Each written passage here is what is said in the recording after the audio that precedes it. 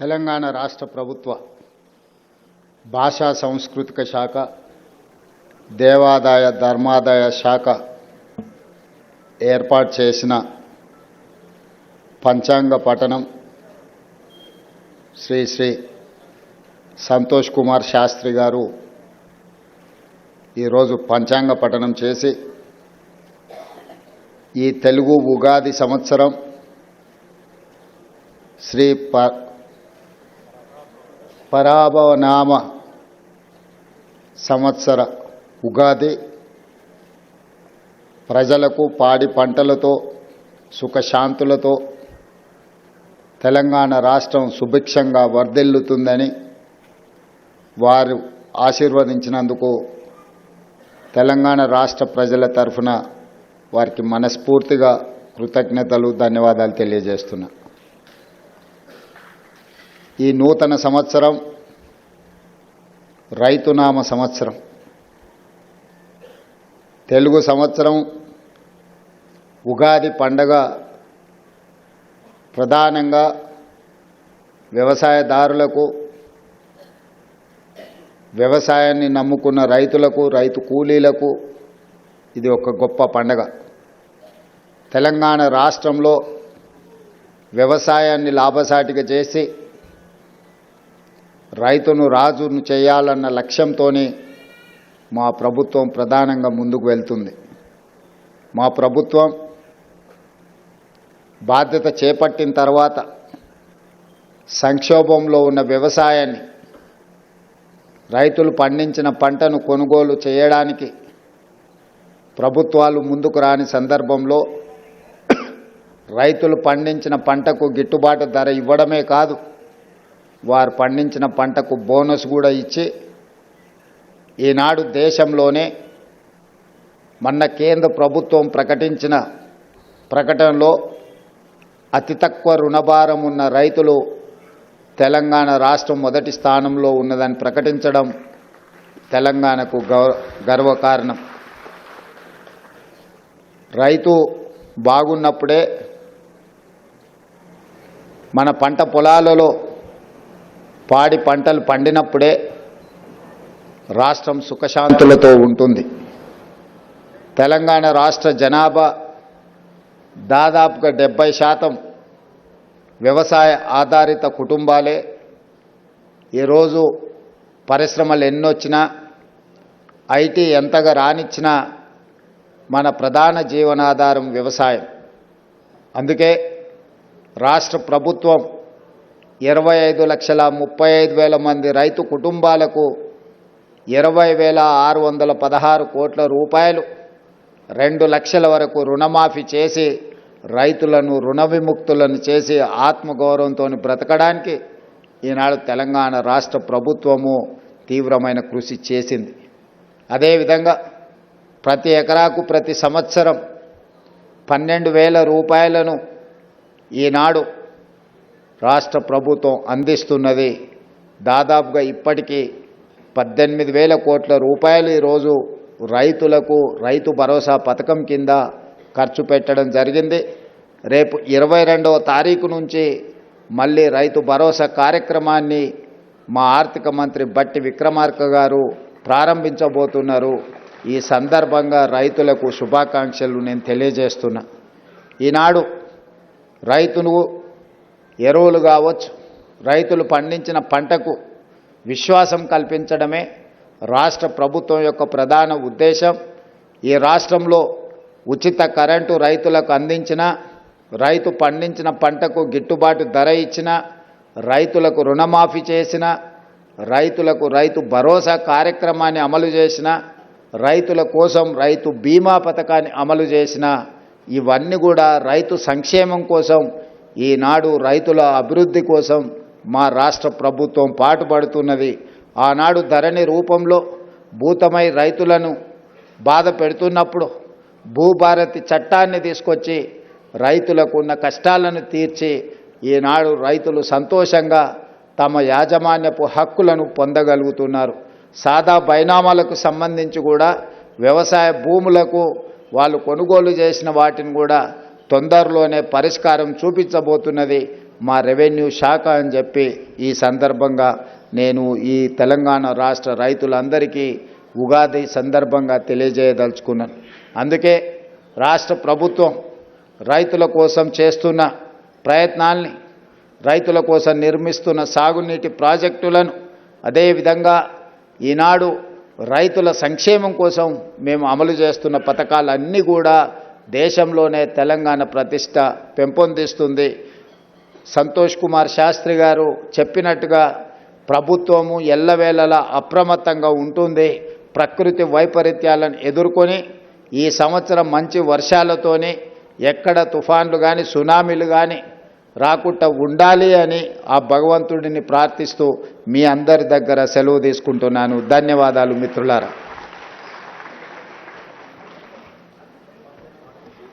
ఇది రైతునామ సంవత్సరం అంటూ రైతుల ప్రయోజనం కోసం, రైతుల ఆత్మవిశ్వాసాన్ని పెంచేలా అద్భుత సందేశాన్ని ఇచ్చిన ముఖ్యమంత్రి వర్యులకు హృదయపూర్వక ధన్యవాదాలతో ఇప్పుడు ఆనరబుల్ సీఎం గారి చేతుల మీదుగా సన్మానం.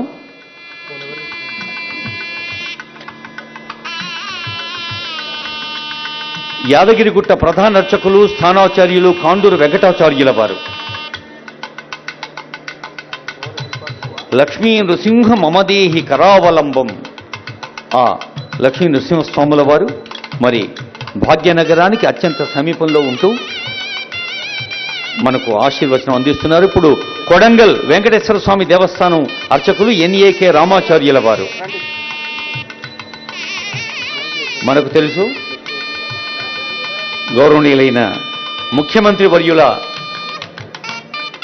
స్వనియోజకవర్గం ఆ వెంకటేశ్వర స్వామి వారి ఆశీస్సులతో యావత్ తెలంగాణ అర్చకులతో ఉన్న అనుబంధాన్ని చెబుతూ ఉన్నారు ఆనందంగా. ఇప్పుడు వేములవాడ ఎన్ శ్రీనివాస్ నాదస్వర విద్వాంసులు, ఆ తర్వాత వెంకటనారాయణ డోలు కీసర.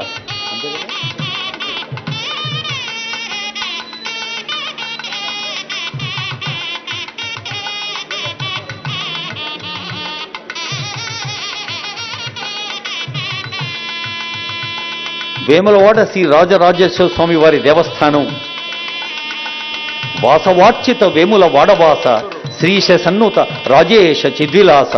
అలాంటి రాజేశ్వర స్వామి వారి ఆశీస్సులు మనకు అందించేందుకు ప్రభుత్వం చేస్తున్న ప్రయత్నాలు మనకు తెలుసు.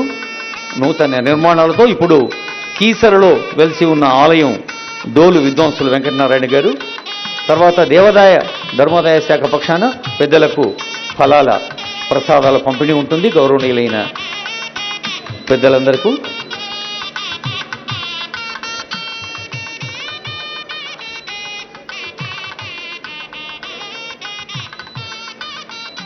ఉగాదికి పంచాంగ శ్రవణానికి ఎంతో ఆత్మీయమైన అనుబంధం ఉంది. ఇప్పుడు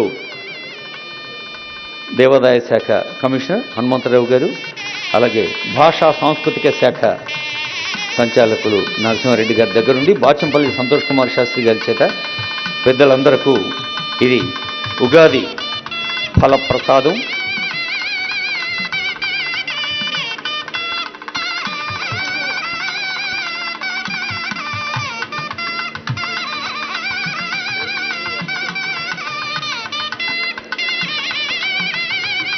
కర్షకుడా, నీ కర్రు కదలకపోతే కాలమే ఆగిపోతుంది అని కాళోజీ అన్న మాటను గుర్చేస్తూ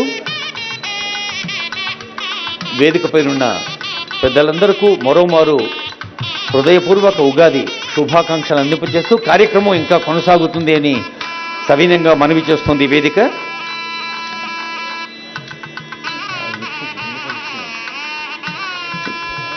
ఇప్పుడు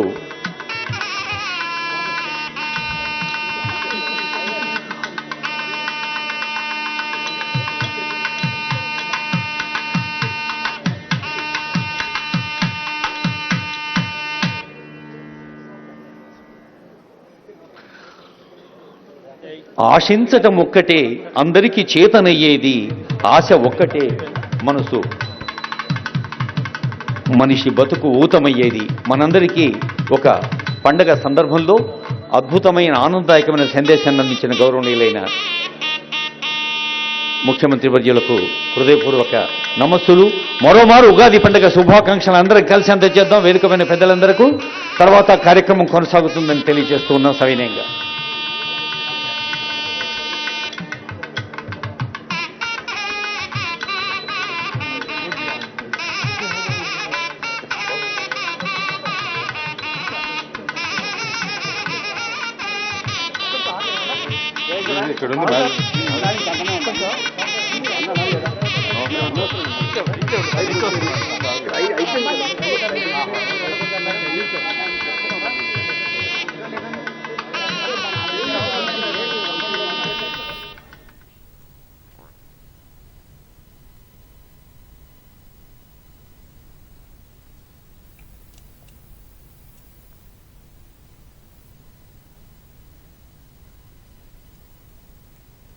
తల్లి తండ్రి గురువు దైవం ఆశీస్సులు పొందితే సర్వకాలాల్లోనూ సుఖంగా ఉంటామని వేద పండితులు అన్నారు. ఉగాది పర్వదినం పురస్కరించుకుని హైదరాబాద్ గాంధీ భవన్లో పీసీసీ చీఫ్ మహేష్ కుమార్ గౌడ్ ఆధ్వర్యంలో పంచాంగ శ్రవణ కార్యక్రమం నిర్వహించారు. రాష్ట్రమంతా సుభిక్షంగా ఉండాలని ఆకాంక్షించిన మహేష్ కుమార్ గౌడ్ ప్రజలందరికీ పరాభవనామ సంవత్సర శుభాకాంక్షలు తెలియజేశారు.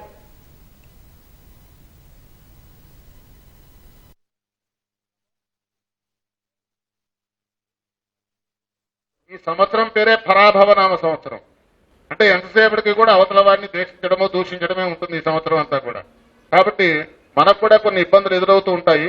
వాటిని అధిగమించడానికి మనకు రాష్ట్రంలో పాలించే వాళ్ళు ఉన్నారు, కేంద్రంలో పాలించే వాళ్ళు ఉన్నారు. ఈ రోజున మనం ఈ విధంగా ఉన్నాము అంటే కనుక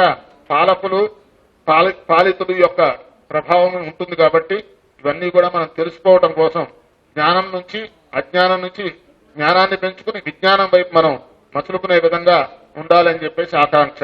ఇక పంచాంగ శ్రవణంలో ఈ రోజున గురువారం కాబట్టి ఏ వారం రోజైతే ఉగాది వస్తుందో ఆ రోజే ఆ యొక్క సంవత్సరానికి రాజు అవుతాడు ఆ వారాధిపతి. ఈ సంవత్సరం గురుడు రాజు అయినందున బ్రాహ్మణులు కర్మయందు నిష్ఠ కలిగి ధర్మ మార్గాన్ని అనుసరిస్తారు. రాజులు సత్ప్రవర్తనలో మంచి పాలనను అందించి నీతివంతులవుతారు. ప్రజలు సుఖ సంతోషాలతో ఆరోగ్యంతో జీవిస్తారు. మంత్రి కుజుడైనందువల్ల కుజుని మంత్రిత్వం వల్ల పట్టణాలు గ్రామాలు అరణ్యాలు అగ్నికి ఆహుతవుతాయి. వర్షాలంతగా కురియవు. రాజులు యుద్ధాలతో తమ అదృష్టాన్ని వెతుక్కుంటూ ఉంటారు. పరాభవనామ సంవత్సరంలో పరిపాలన ప్రజారంజకంగా ఉంటుంది. దేశమంతటా కూడా వైదిక క్రతువులు యజ్ఞయాగాది కార్యక్రమాలు కూడా అధికంగా జరుగుతాయి. భారతదేశ ఖ్యాతి ఏదైతే ఉందో అది ప్రపంచమంతటా కూడా పెరుగుతుంది. తెలంగాణ ప్రజలందరికీ కూడా ఈ సంవత్సరంలో మేలు జరగాలి, అన్ని రంగాల్లో అభివృద్ధి జరగాలి, కుటుంబం పిల్లలందరితో సుఖ సంతోషంగా ఉండాలని మనస్ఫూర్తిగా భగవంతుని కోరుతా ఉన్నాను. పరాభవ సంవత్సరం కాబట్టి జాగ్రత్తగా ఉండాలి. మనం పరాభవం చెందకుండా ఇతరుల్ని పరాభవం పెట్టకుండా జాగ్రత్తగా ఉండాల్సిందిగా మీ అందరిని నేను కోరుతా ఉన్నాను.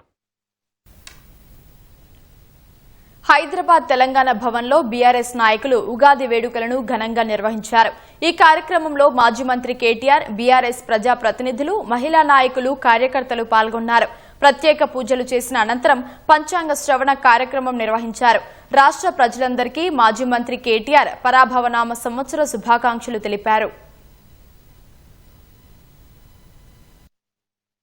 ప్రచోదయాదో నమో వ్రాతపతయే నమో గణపతయే నమో ప్రస్తే స్లంభోదరాయ ఏకదం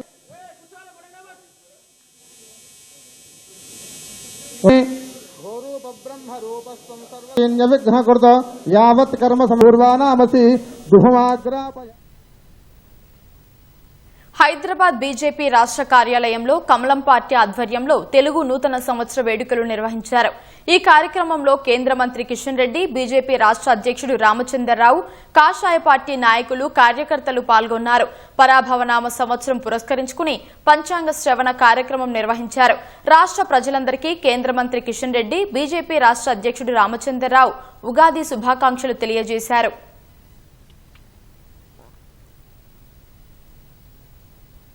కొత్త సంవత్సరం వచ్చేసింది.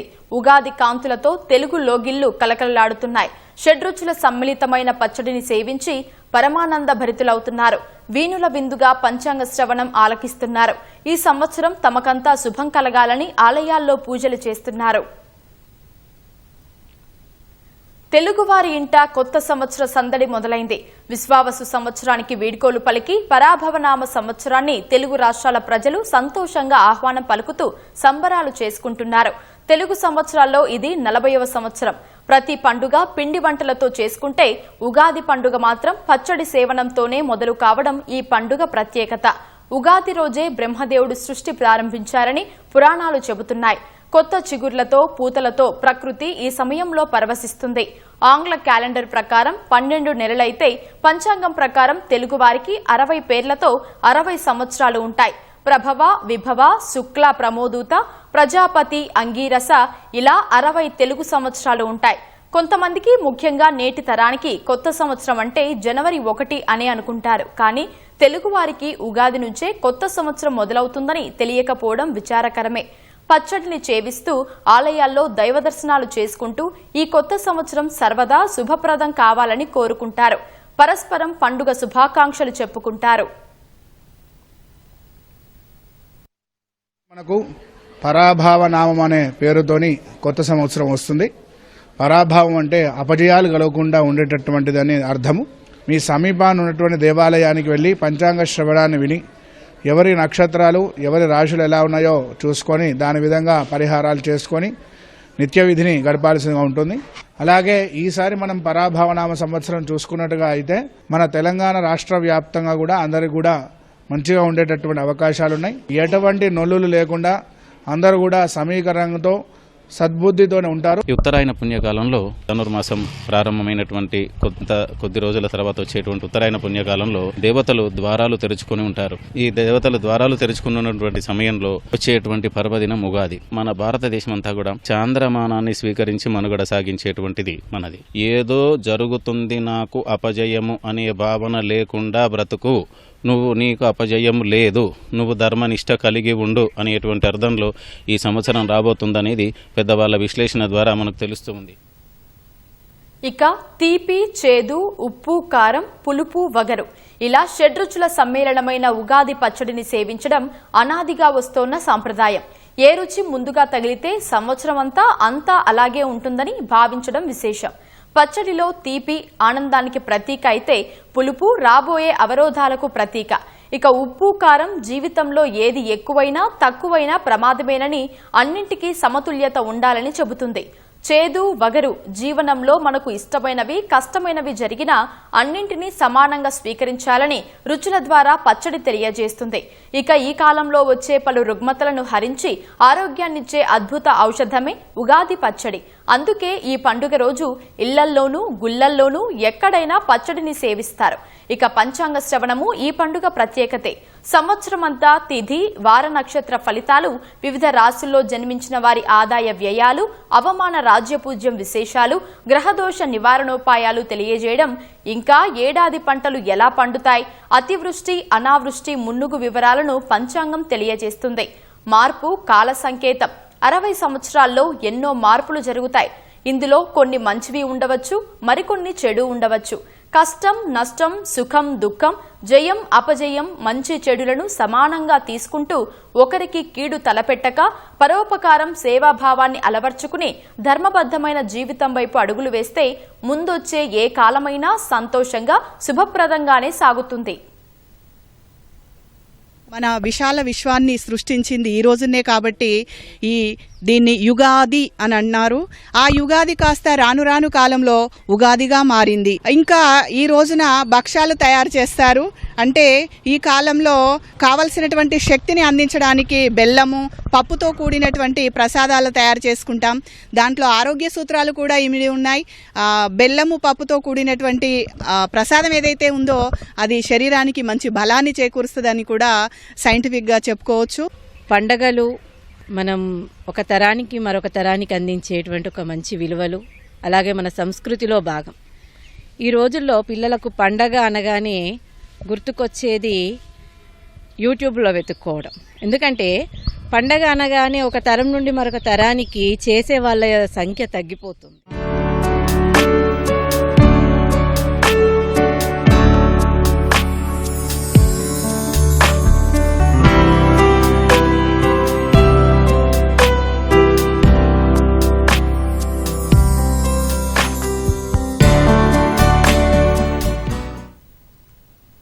తెలుగు రాష్ట్రాల ప్రజలతో పాటు కర్ణాటక వాసులకు ప్రధానమంత్రి నరేంద్ర మోదీ ఉగాది శుభాకాంక్షలు తెలిపారు. ఉగాది జీవితపు పరమార్థాన్ని వివరిస్తుందని, ప్రతి ఒక్కరూ తమ జీవితంలో ఎదురయ్యే సవాళ్లను ధైర్యంతో ఎదుర్కొంటూ విజయాలను కృతజ్ఞతతో స్వీకరించాలని ప్రోత్సహిస్తుందని మోదీ ఎక్స్లో పేర్కొన్నారు. కష్టజీవులైన రైతులు ఎన్నో ఆశలతో వ్యవసాయ చక్రానికి సిద్దమయ్యే సమయం ఇదేనన్నారు. అనేక సంస్కృతులలో వివిధ పండుగలకు ప్రత్యేక వంటకాలు ఉంటాయని, ఉగాది నాడు షడ్రుచులు కలగలిసిన వంటకాలను తయారు చేస్తారని వివరించారు. జీవితంలో అన్ని రుచులను ఉత్సాహంతో స్వీకరించాలని ఈ సంప్రదాయం మనకు గుర్తు చేస్తుందని మోదీ పేర్కొన్నారు. కొత్తగా వికసిస్తున్న పువ్వుల సువాసన, సీజనల్ పండ్ల రాక కొత్త శక్తికి, అవకాశాలకు సంకేతమని ప్రధాని తెలిపారు. ఈ నూతన సంవత్సరం అందరి జీవితాల్లో ఆరోగ్యం, ఆనందాన్ని తీసుకురావాలని, చేసే ప్రతి ప్రయత్నంలో విజయం సాధించాలని ఆకాంక్షించారు. ప్రకృతి మనకు ప్రసాదించిన అద్భుత ఔషధగని వేప చెట్టు. ఇంటి ముందు వేప చెట్టు ఉంటే ఒక వైద్యుడు ఉన్నట్టే అంటారు పెద్దలు. అలాంటి ప్రాణవాయువునిచ్చే వృక్షం వెలవెలబోయింది. ఉగాది షడ్రుచుల్లో ఒకటిగా ఉండే వేప పువ్వు లభించడం ఈసారి గగనంగా మారింది. తెలుగు రాష్ట్రాల్లో వేల సంఖ్యలో వేప చెట్లు అకస్మాత్తుగా ఎండిపోతూ ఉండడం ఆందోళన కలిగిస్తోంది. పచ్చగా కలకలలాడాల్సిన చెట్లు ఎండిపోయిన కొమ్మలతో దీనంగా కనిపిస్తున్నాయి. అడవుల నుంచి పల్లెలు, పట్టణాల దాకా ఎక్కడ చూసినా ఇదే పరిస్థితి కనిపిస్తోంది. 1000 లాభాల చెట్టుగా పేరుగాంచిన వేప చెట్లకు ప్రస్తుతం పెద్ద విపత్తు నెలకొంది. ఉమ్మడి వరంగల్ జిల్లా వ్యాప్తంగా వందల సంఖ్యలో వేప చెట్లు కొమ్మలతో సహా అకస్మాత్తుగా ఎండిపోతుండటంతో ప్రజల్లో ఆందోళన వ్యక్తమవుతోంది. వసంతకాలంలో చిగురుస్తూ పచ్చని ఆకులతో కలకల్లాడాల్సిన చెట్లు గోధుమ రంగులోకి మారి ఎండిపోతున్నాయి. డైబ్యాక్ అనే శిలీంధ్రం ఆ పరిస్థితికి కారణమని నిపుణులు చెబుతున్నారు. చిగురు కొమ్మల నుంచి ప్రారంభమయ్యే ఈ వ్యాధి దశలవారీగా చెట్టు మొత్తం వ్యాపిస్తూ గాలి ద్వారా ఒకదాని నుంచి మరొక చెట్టుకు వేగంగా వ్యాప్తి చెందుతోంది. తద్వారా చెట్టుకు నీరు, పోషకాలు అందక కొమ్మలు ఒక్కొక్కటిగా ఎండిపోతూ చివరికి చెట్టు పూర్తిగా నిర్జీవంగా మారుతోంది.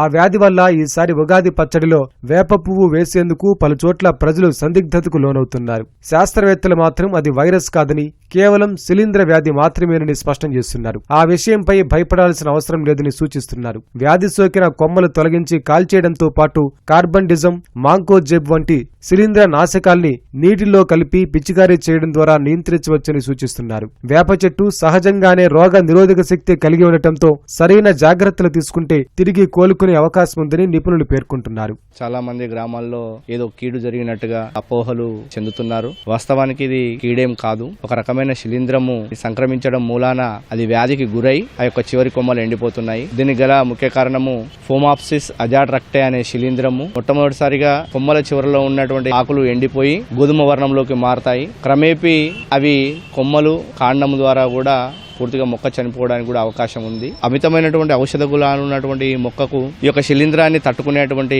శక్తి కూడా ఉంటుంది. ఒక కొమ్మకు, ఒక చెట్టుకో గనక వ్యాపించినట్లయితే గాలి ద్వారా శిలీంధ్రం యొక్క సిద్ధ బీజాలు గాలి వీచే క్రమంలో, గాలి వీచే దిశలో ప్రయాణం చేసి మరొక చెట్టు మీద పడి ఆ యొక్క గ్రామంలో ఉన్న గానీ లేదా టౌన్ లో ఉన్నటువంటి చెట్ల మీద పడి మిగతా మొక్కలు కూడా ఈ యొక్క వ్యాధి సంక్రమణకు గురవుతాయి. ఆందోళన చెందాల్సినటువంటి అవసరం ఏం లేదు. ఎందుకంటే దీనికి వ్యక్తిగతంగా వ్యాధి నిరోధక శక్తి ఉంటుంది. మళ్ళీ కాలం మారుతున్న సమయంలో తన యొక్క జీవక్రియలను మరింత ఉధృతం చేసుకుని దీని నుండి ఉపశమనం పొందేటువంటి అవకాశం కూడా ఉంటుంది. కాబట్టి ఆందోళన చెందాల్సిన అవసరం లేదు. ఎటువంటి కీడేం లేదు. ఇది శిలీంధ్రము వ్యాప్తి చెందడం మూలాన మాత్రమే జరుగుతూ ఉంది. గత 5-6 సంవత్సరాలతో పోల్చుకున్నట్టయితే వేప చెట్లు డైబ్యాక్, దీన్నే కొమ్మ ఎండు తెగులు అంటారు. ఈ కొమ్మ ఎండు తెగులు ఫోమాప్సిస్ అజాటిరెక్టే అనే శిలీంధ్రం వల్ల వస్తుంది. ఈ శిలీంధ్రము మన భారతదేశంలో 1990లో డెహ్రాడూన్లో మొట్టమొదటిసారిగా ఈ వేప చెట్టుకు సోకి అది క్రమంగా మన ఉత్తర రాష్ట్రాల నుంచి దక్షిణ రాష్ట్రాల వరకు గత 2-3 సంవత్సరాల్లో విస్తరిస్తూ ఉన్నది. అతి తక్కువ ధరలో లభించే ఎగ్జాకొనజోల్ 1 లీటర్ నీటిలో 2 మిల్లీలీటర్లు లేదా సాఫ్ 2 గ్రాములు పిచికారి వంటి వేప యొక్క ఆకులు, కొమ్మలు పైనుంచి కింది వరకు తచ్చే విధంగా పిచికారి చేసుకోండి. ఒకవేళ తగ్గకపోతే మరొకసారి మన జీవ నియంత్రణ కారకమైన సూడోమోనాస్, ఎరిగినేసి అనే సంబంధించి వీటితో సంబంధం తయారు చేసిన వాటిని కూడా ఏదైనా ఒక శిలీంద్రనాశి చిన్న కార్బనిజంతో కూడా కలిపి కూడా పిచికారి చేసుకున్నట్టయితే మనం తగ్గించుకోవచ్చు. మళ్ళీ ఈ తెగులు విత్తనం ద్వారా ఎక్కువగా సోకే అవకాశం ఉన్నది కాబట్టి సాధ్యమైనంత వరకు ఈ కొమ్మలు తెగులు సోకిన కొమ్మలను అదేవిధంగా ఆకులను కూడా తీసి ఒక దగ్గర వేసి మనం కాల్చివేసినట్టయితే ఈ తెగులు వ్యాప్తి చెందకుండా మనం ముందు జాగ్రత్తగా మనము కాపాడుకోవచ్చు. పర్యావరణ పరిరక్షణ దృష్ట్యా అన్ని వర్గాలు సమన్వయంతో పనిచేసి వేప చెట్టును సంరక్షించుకుందామని శాస్త్రవేత్తలు పిలుపునిస్తున్నారు. మన ఆరోగ్యానికి ప్రకృతికి ఆధారమైన ఈ వృక్షాన్ని కాపాడుకుందామని చెబుతున్నారు. తాండూరు మాజీ MLA pilot Rohit Reddy farm house లో డ్రగ్స్ మద్యం పార్టీ కేసులో కొత్త కోణం వెలుగులోకి వచ్చింది. కేసు దర్యాప్తులో భాగంగా మరో కొత్త పేరు బయటకు వచ్చింది. పార్టీలో వినియోగించిన కొకైన్ సిమ్లా నుంచి తెచ్చినట్లు నిందితుల్లో ఒకరైన బెంగళూరుకు చెందిన న్యాయవాది కౌశిక్ రవి ఇప్పటి వరకు పోలీసులకు చెబుతూ వచ్చాడు.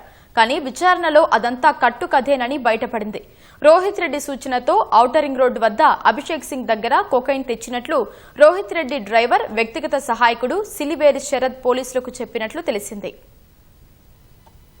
తెలుగు రాష్ట్రాల్లో సంచలనం సృష్టించిన మొయినాబాద్ ఫామ్ హౌస్ కేసులో సిట్ దర్యాప్తు వేగవంతం చేసింది. డ్రగ్స్ ముఠాలతో మాజీ ఎమ్మెల్యేకు సంబంధాలపై ఆరా తీస్తోంది.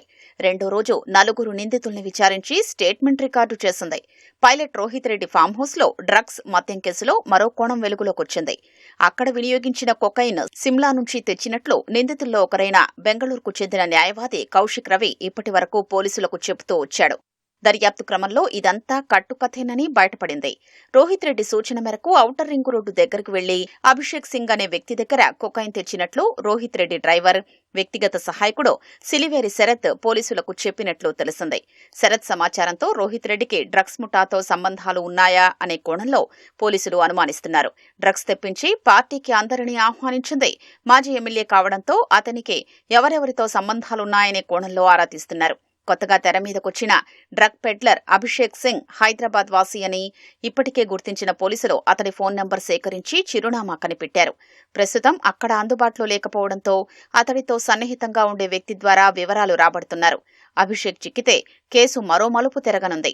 అతను సాఫ్ట్వేర్ ఇంజనీర్ అని ప్రచారం జరుగుతున్నా పోలీసులు ధృవీకరించలేదు.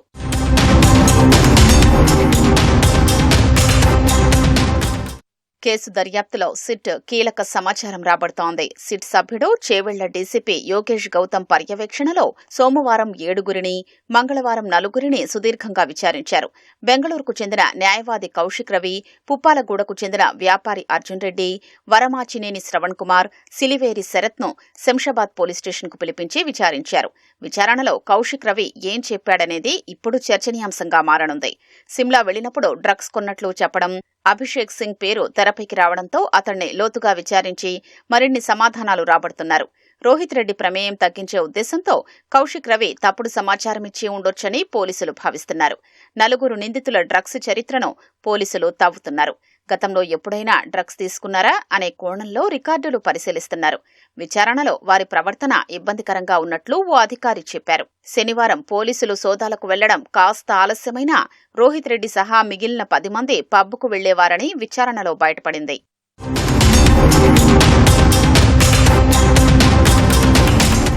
ఇప్పటి వరకు నిందితులిచ్చిన సమాచారంతో దర్యాప్తు చేస్తున్న పోలీసులు సాంకేతికంగా విశ్లేషించారని నిర్ణయించారు. తెదేపా ఏలూరు ఎంపీ పుట్టా మహేష్ కుమార్ మినహా 10 మంది నిందితుల వద్ద స్వాధీనం చేసుకున్న ఫోన్లలో డేటాను విశ్లేషించి డ్రగ్ పెడ్లర్లతో సంబంధాల్ని పరిశీలించనున్నారు. నేడు నిందితుల్లో కొందరిని మళ్లీ విచారించనున్నారు. నిందితుల్ని కస్టడీకి ఇవ్వాలన్న పోలీసుల పిటిషన్పై ఉప్పర్పల్లిలోని కోర్టులో ఇరుపక్షాల మధ్య వాదోపవాదాలు జరిగాయి. పోలీసులపై కాల్పులు ఎందుకు జరిపారో తెలుసుకోవాలని, డ్రగ్స్ ఎక్కడి నుంచి తెచ్చారో నిందితుల్ని విచారించాల్సి ఉందని పబ్లిక్ ప్రాసిక్యూటర్ వాదించారు. రోహిత్ రెడ్డిని కుట్రపూరితంగా అరెస్టు చేశారని ఆయన న్యాయవాది చెప్పారు. నిందితులంతా భయపడి కాల్పులు జరిపారని, ఆర్థికపరంగా విచారించాల్సిన అవసరం లేదన్నారు. ఇరు వర్గాల వాదనలు విన్న న్యాయమూర్తి తీర్పును రేపటికి వాయిదా వేశారు.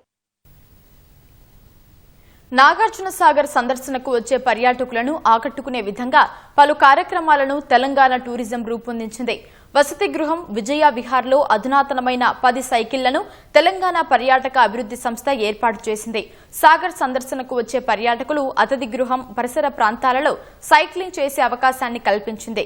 సాగర్ పర్యాటకులు గంటకు 100 రూపాయల చొప్పున గుర్తింపు కార్డును ఉపయోగించుకుని సైకిళ్లను వాడుకోవచ్చని విజయ విహార్ మేనేజర్ కిరణ్ తెలిపారు. త్వరలో ఫిష్ హంటింగ్ సామాగ్రిని కూడా సాగర్ పర్యాటకులకు అందుబాటులోకి తేనున్నట్లు చెప్పారు.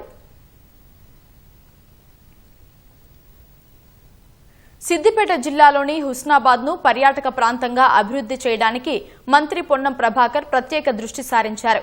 జిల్లెళ్లగడ్డ సమీపంలోని అడవిలో 36 గుట్టల సమూహాన్ని పార్కుకు అనువైన ప్రాంతంగా గుర్తించారు.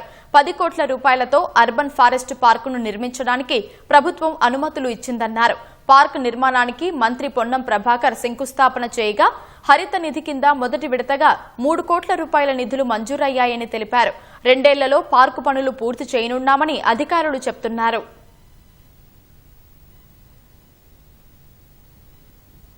అర్బన్ ఫారెస్ట్రీ కింద ప్రతిపాదనలు పంపగానే రాష్ట్ర అటవీ శాఖ పక్షాన కొంత నిధులు ఇచ్చి ఈ ప్రాంతాన్ని అంతా కూడా ఒక పర్యాటక కేంద్రంగా ఎకో పార్క్ కింద డెవలప్మెంట్ చేయడానికి మరి ఈరోజు శంకుస్థాపన చేసుకోవడం జరిగింది. ఇది 5 కాంపోనెంట్, ఒకటేమో వాటర్ బాడీస్ ఉన్నాయి, వాటర్ ఫాల్స్ ఉన్నాయి, హిస్టరీ సర్వాయి పాపాన సంబంధించిన చరిత్ర ఉంది, భైరవ స్వామి గుడి ఉంది.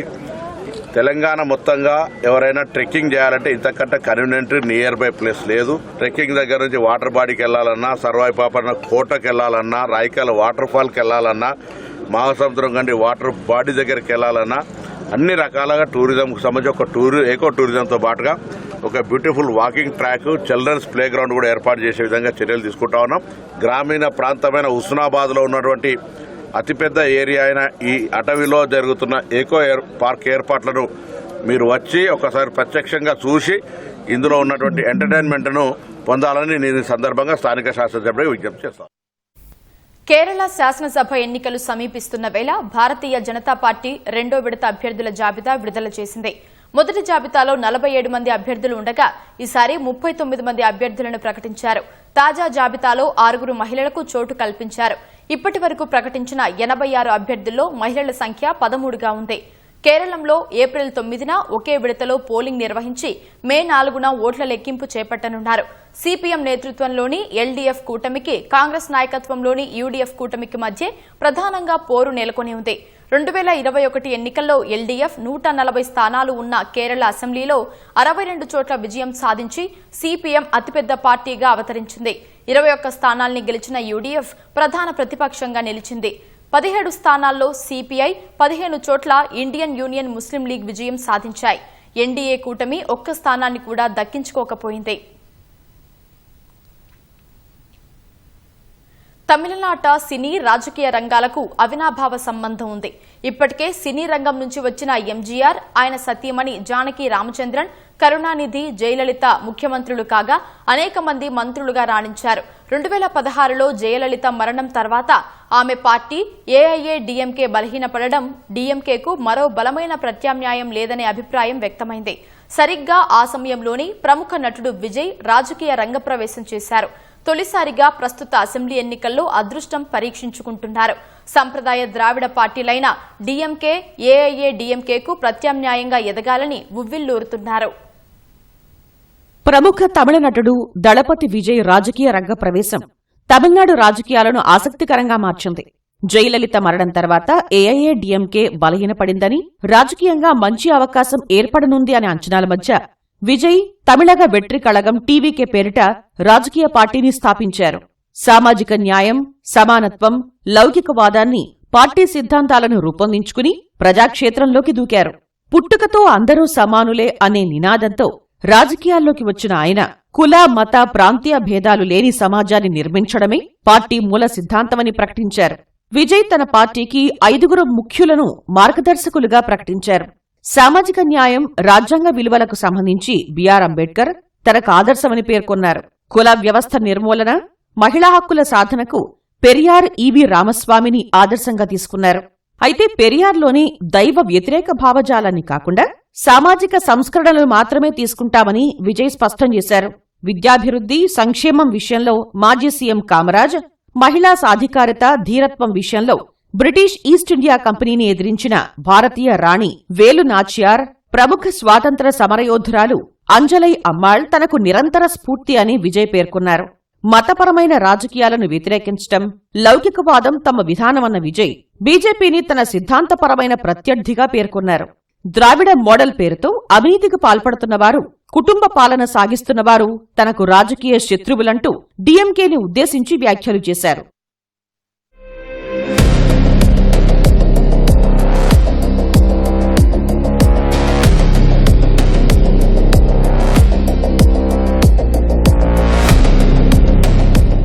సామాజిక న్యాయంలో భాగంగా కుల గణన నిర్వహించి జనాభా ప్రాతిపదికన రిజర్వేషన్లు కల్పించాలని విజయ్ డిమాండ్ చేస్తున్నారు. తమిళనాడులో తమిళం, ఇంగ్లీష్ మాత్రమే ఉండాలని, హిందీని తమపై రుద్దటాన్ని వ్యతిరేకిస్తామంటూ ద్విభాషా విధానం ప్రకటించారు. తమిళనాడు విద్యార్థుల ప్రయోజనాల కోసం నీట్ను రద్దు చేయాలని కోరుతున్నారు. విద్య, ఆరోగ్యం వంటి అంశాలను మళ్లీ రాష్ట్ర జాబితాలోకి తీసుకురావడం కోసం పోరాడతామన్నారు. మొత్తంగా విజయ్ తన పార్టీని లెఫ్ట్ ఆఫ్ సెంటర్ స్థానంలో నిలబెట్టారు. కుటుంబ పాలన లేకుండా ద్రావిడ భావజాలాన్ని, జాతీయవాదంలోని మంచినీ కలుపుకుని వెళ్లాలనేది ఆయన వ్యూహం.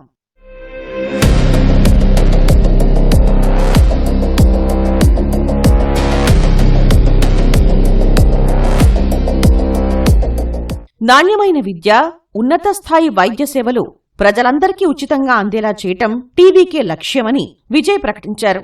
రాష్ట్ర అధికారాల్లో కేంద్ర జోక్యాన్ని తగ్గించి తమిళనాడు హక్కులను కాపాడటం కోసం పోరాడతామని తెలిపారు. పాలనలో పూర్తి పారదర్శకత తీసుకురావడం సహా అవినీతిని మూలాల నుంచి తొలగించడమే లక్ష్యమని పేర్కొన్నారు. ఈ విధానాలతో ప్రజల ముందుకొచ్చిన విజయ్కి స్వతహాగానే మంచి మాస్ హీరోగా పేరుండటం, అన్ని వర్గాల్లోనూ అభిమానుల్ని కలిగి ఉండటం కలిసొచ్చే అంశం. ఇదే సమయంలో సూపర్ 6 హామీలతో విజయ్ ప్రచారంలో దూసుకెళ్తున్నారు. అభిమానులతో పాటు యువ ఓటర్లను ఆకట్టుకునేలా ప్రచారం సాగిస్తున్నారు. మహిళలకు ప్రతి నెల 2500 ఆర్థిక సాయం, ఏటా 6 సిలిండర్లు ఉచితంగా ఇస్తామనే హామీలిచ్చారు.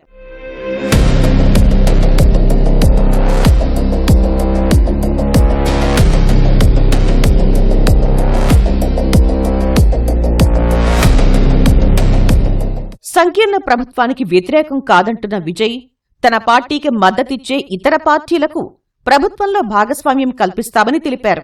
ఎన్నికల తర్వాత అందరూ కలిసి పాలన చేసే విధానాన్ని ప్రవేశపెడతామని చెప్పారు.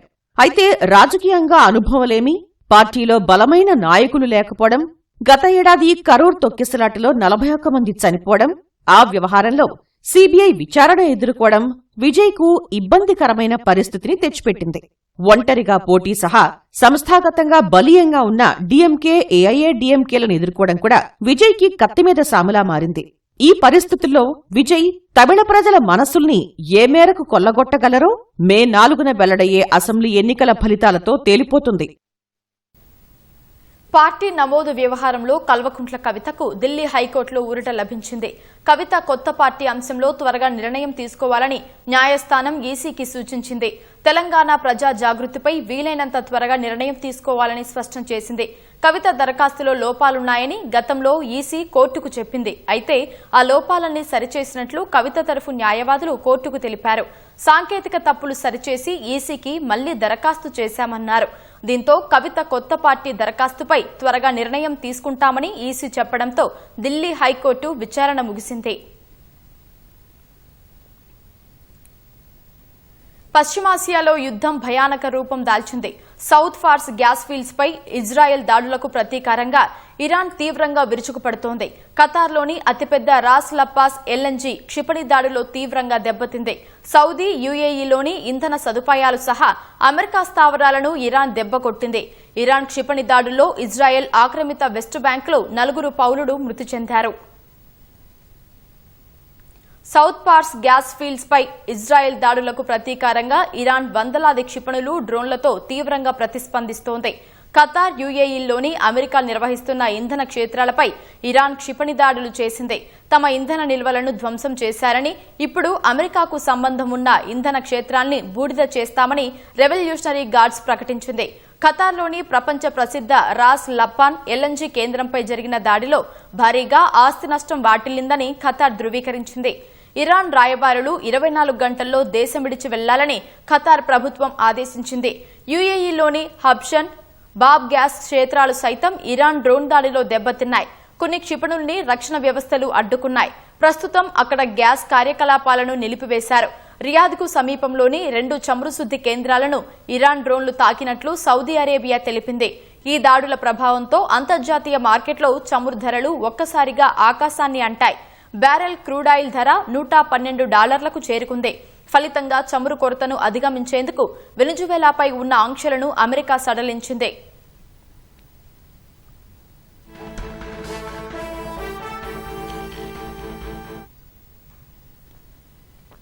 ఇరాన్ నిఘా మంత్రి ఇస్మాయిల్ ఖతీబ్ను హత్య చేసినందుకు ప్రతీకారంగా ఇజ్రాయెల్పై క్లస్టర్ బాంబులతో కూడిన క్షిపణులను ఇరాన్ ప్రయోగించింది. ఈ దాడుల వల్ల వెస్ట్ బ్యాంక్ ప్రాంతంలో మొదటిసారిగా ప్రాణ నష్టం సంభవించింది. బీటవా పట్టణంలో 4 పౌరులు మరణించారు. మధ్య ఇజ్రాయెల్లోని అరబ్ టౌన్తో పాటు టెల్ అవీవ్లో 2 క్షిపణులు ఐరన్ డోమ్ రక్షణ వ్యవస్థలను ఛేదించుకుంటూ నేల తాకాయి. ఈ ఘటనలో ఒక విదేశీ కార్మికుడు మరణించినట్లు తెలుస్తోంది. కువైట్లోని ఓ అమెరికా ఎయిర్ బేస్ కూడా దెబ్బతిన్నట్లు అక్కడి మీడియా తెలిపింది. అటు జోర్డాన్లోని అమెరికా స్థావరం లక్ష్యంగా ఇరాన్కు మద్దతిచ్చే ఇరాకీ రెసిస్టెన్స్ ఫోర్స్ డ్రోన్ దాడి చేసింది.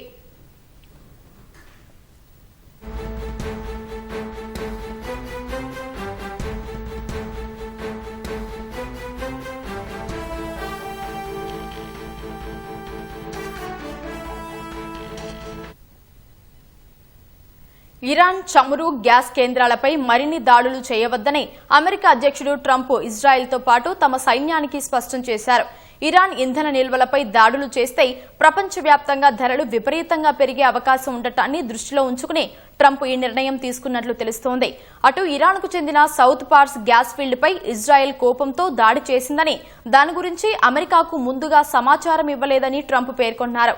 ఈ దాడిలో ఖతార్కు ఎటువంటి సంబంధం లేకున్నా ఇరాన్ ఖతార్పై దాడి చేసిందని విమర్శించారు.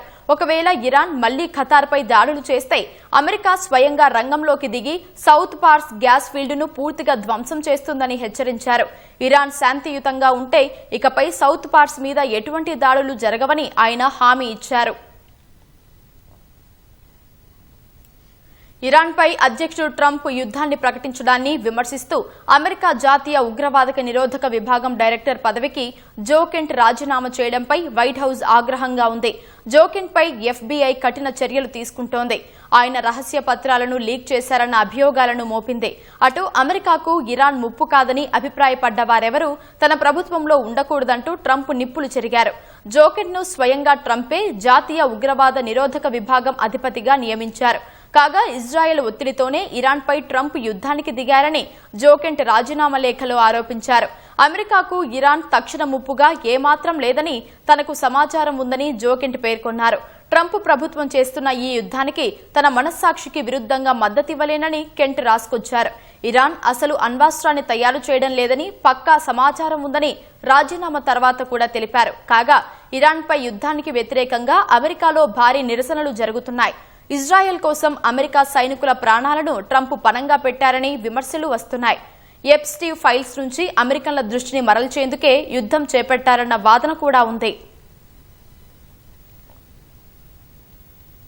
ఇరాన్తో జరుగుతున్న యుద్ధం కోసం అమెరికా రక్షణ శాఖ పెంటగాన్ అదనంగా $200 బిలియన్ కంటే ఎక్కువ అత్యవసర నిధులు కావాలని వైట్ హౌస్ కు ప్రతిపాదనలు పంపింది. భారత కరెన్సీలో ఇది దాదాపు 16 లక్షల కోట్ల రూపాయలకు సమానం. యుద్ధం ప్రారంభమైన తొలి వారంలోనే అమెరికా సుమారు 11 బిలియన్ల విలువైన ఆయుధాలను ప్రయోగించింది. ప్రస్తుతం క్షిపణులు, బాంబుల నిల్వలు వేగంగా తగ్గడంతో వాటిని తిరిగి నింపుకోవడానికి ఈ నిధులు అవసరమని సైన్యం చెబుతోంది. ఉక్రెయిన్ కోసం చేసిన ఖర్చు $188 బిలియన్ కంటే ఇది ఎక్కువ. ఈ ప్రతిపాదనపై డెమోక్రాట్లు తీవ్రంగా మండిపడ్డారు. అమెరికన్లకు ఇష్టం లేని యుద్ధం కోసం $200 బిలియన్ ఖర్చు చేయడం కుదరదని democrat senator Chris Van Hollen post చేశారు. కాంగ్రెస్ అనుమతి లేకుండా ఏకపక్షంగా చేస్తున్న యుద్ధం అమెరికా రాజ్యాంగ విరుద్ధమన్నారు. మరోవైపు ఇరాన్తో యుద్ధం విషయంలో ట్రంప్ ప్రభుత్వం అంచనాలు తల్లకిందులైనట్టు నిపుణులు విశ్లేషిస్తున్నారు. Indo Pacific, South Korea, Japan స్థావరాల నుంచి అదనపు థాడ్, పేట్రియాట్ వ్యవస్థలు, యుద్ధ నౌకలు, మెరైన్ల తరలింపు ఇందుకు నిదర్శనమన్నారు. ఐరోపాలోని అమెరికా స్థావరాల నుంచి ఫైటర్ జెట్లతో పాటు 135 ఏరియల్ రిఫ్యూయలింగ్ ట్యాంకర్లను సైతం పశ్చిమాసియాకు తరలించినట్లు వివరిస్తున్నారు. కేజీఎఫ్ ఈ పేరు వినగానే ముందుగా మనకు గుర్తొచ్చేవి రాఖీభాయ్, బ్లాక్ బస్టర్ సినిమా, బంగారు గనులు. ఒకప్పుడు దేశానికే తలమానికంగా నిలిచిన ఈ ప్రాంతం గత 2 దశాబ్దాలుగా వెలవెలబోతోంది. కానీ ఇప్పుడు అక్కడ మళ్లీ ఆశలు చిగురిస్తున్నాయి. తవ్వి వదిలేసిన 3,30,00,000 టన్నుల మట్టిలో బంగారు వ్యర్థాలు ఉన్నాయని, వెంటనే ఆ సంపదను వెలికి తీయాలని పార్లమెంటరీ కమిటీ కేంద్రానికి సూచించింది. దీంతో మూతపడిన కేజీఎఫ్ కు మళ్లీ పూర్వ వైభవం రానుందా? ఆ వ్యర్థాల నుంచి బంగారాన్ని ఎలా తీస్తారు? అసలు ప్రభుత్వం ప్లాన్ ఏంటి? ఈ కథనంలో చూద్దాం. కర్ణాటకలోని కోలార్ గోల్డ్ ఫీల్డ్స్ ఒకప్పుడు భారతదేశపు అతిపెద్ద బంగారు గనుల కేంద్రం. వేలాది మంది కార్మికులకు ఉపాధి కల్పించిన ఈ గనులు నిర్వహణ ఖర్చులు పెరిగిపోవడం, భూమి పొరల్లో బంగారం లభ్యత తగ్గడంతో లాభదాయకం కాదని భావించి 2001లో భారత్ గోల్డ్ మైన్స్ లిమిటెడ్ ఇక్కడ కార్యకలాపాలను నిలిపివేసింది. గనులు మూతపడినప్పటికీ అక్కడ మిగిలిపోయిన వ్యర్థాలు ఇప్పుడు అనూహ్యంగా ప్రాధాన్యత సంతరించుకున్నాయి. గనుల తవ్వకం సమయంలో రంధ్రాలు చేసి రాళ్లను పగులగొట్టి రసాయనాలతో కడిగిన తర్వాత మిగిలిన మట్టిలో భారీగా బంగారం, ఇతర విలువైన లోహాలు ఉన్నాయని పార్లమెంటరీ స్టాండింగ్ కమిటీ గుర్తించింది. ఇలాంటి వ్యర్థాలు సుమారు 3,30,00,000 టన్నుల వరకు గుట్టలు గుట్టలుగా పేరుకుపోయి ఉన్నాయి. అధునాతన సాంకేతికతను ఉపయోగించి ఈ వ్యర్థాల నుంచి బంగారాన్ని తక్కువ ఖర్చుతో వెలికి తీయవచ్చని కేంద్ర గనుల శాఖకు కమిటీ సూచించింది. వీటిని వెంటనే మానిటైజ్ చేయాలని స్పష్టం చేసింది. కేంద్ర గనుల శాఖ ఆధ్వర్యంలో 1972లో ఏర్పాటైన Bharat gold mines limited KGF తో పాటు ఆంధ్రప్రదేశ్లోని కొన్ని ప్రాంతాల్లో కార్యకలాపాలు సాగించింది. అయితే ఆర్థిక నష్టాల కారణంగా మూతపడింది. ఆ తర్వాత 2006లో గ్లోబల్ టెండర్ల ద్వారా దీన్ని ప్రైవేటీకరించేందుకు అప్పటి ప్రభుత్వం ప్రయత్నించినా అది సాకారం కాలేదు. ఇప్పుడు కేంద్రం బీజీఎంఎల్ భవిష్యత్తుపై పలు ఆప్షన్లను పరిశీలిస్తోంది. ఇటీవలి 2026-27 వార్షిక బడ్జెట్లో ఆ సంస్థ నిర్వహణ కోసం కేంద్ర ప్రభుత్వం ఏకంగా 8.75 కోట్ల రూపాయలను కేటాయించింది. కేవలం ఆర్థికపరమైన అంశమే కాకుండా పర్యావరణ పరంగా చూసుకుంటే ఈ వ్యర్థాలను వెలికితీయడం ఎంతో అవసరం. ఈ వ్యర్థాలను ఇలాగే వదిలేస్తే అందులోని రసాయనాలు, భారీ లోహాల వల్ల నేల, భూగర్భ జలాలు కలుషితమయ్యే తీవ్ర ప్రమాదముంది. శాస్త్రీయ పద్ధతిలో ఆధునిక టెక్నాలజీతో వీటిని రీప్రాసెస్ చేయాలి. దీని ద్వారా ఓవైపు పర్యావరణ ముప్పు తప్పడంతో పాటు విలువైన బంగారం బయటకు వస్తుంది. దశాబ్దాలుగా ఉపాధి లేక డీలా పడిన ఆ ప్రాంత ప్రజలకు పెద్ద ఎత్తున ఉపాధి అవకాశాలు కూడా లభిస్తాయని నిపుణులు విశ్లేషిస్తున్నారు. ఒకప్పుడు దేశం గర్వించదగ్గ బంగారు కిరీటంగా వెలిగిన కేజీఎఫ్ 2 దశాబ్దాలుగా నిశ్శబ్దంగా ఉండిపోయింది. ఇప్పుడు పనికిరాదనుకున్న వ్యర్థాల నుంచి విలువైన సంపదను వెలికితీసే ప్రయత్నాలు జరుగుతుండటంతో ఆ ప్రాంతానికి మళ్లీ పూర్వ వైభవం తీసుకొస్తాయన్న ఆశ కలుగుతోంది. కేంద్రం ఈ ప్రాజెక్టును ఎంత వేగంగా పట్టాలెక్కిస్తుందన్నదే ఇప్పుడు వేచి చూడాలి.